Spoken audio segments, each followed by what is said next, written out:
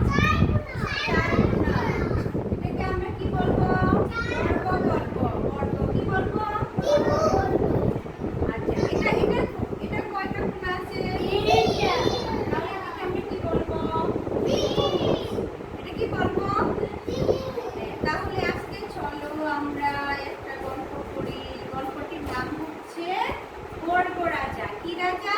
বর্গ রাজা। বর্গ রাজা। আচ্ছা, আর কি করবো? ত্রিভুজ রানী। আর কি করবো? ত্রিভুজ রানী। ত্রিভুজ রানী। গল্পের নাম কি? বর্গ রাজা ও ত্রিভুজ রানী। দেখি গল্পটা কি দেখি একটু। এই যে কিসের ছবি দেখছো? বর্গ রাজা। মাতা মাতা কি আছে? আর কি আছে? আচ্ছা, তাহলে আমরা একটু পড়ি। এক ছিল আজব রাজা। কি ছিল? আজব। তার সব কিছুই চারকোনা। তার সব কিছু কি? চারকোনা। তার মুকুট চারকোনা। তার মুকুট কিরকম? চারকোনা। সিংহাসনও চারকোনা। তার যে সিংহাসন এটা কিরকম? চারকোনা। তাই রাজার নাম কি? বর্গ রাজা। রাজার নাম কি?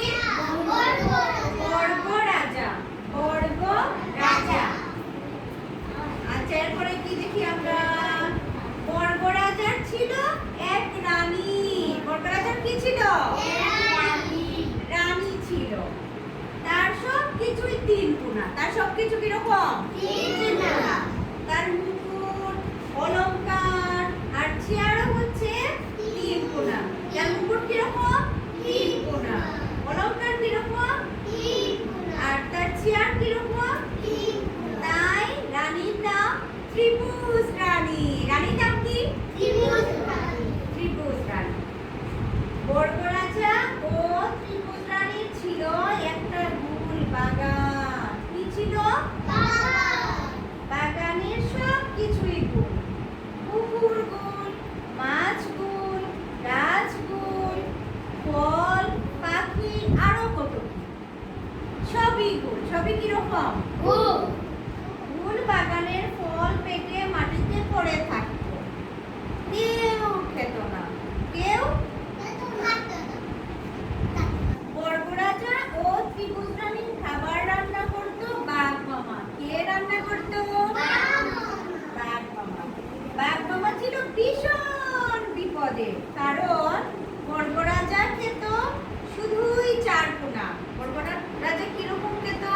চারকোনা। চারকোনা খাবার।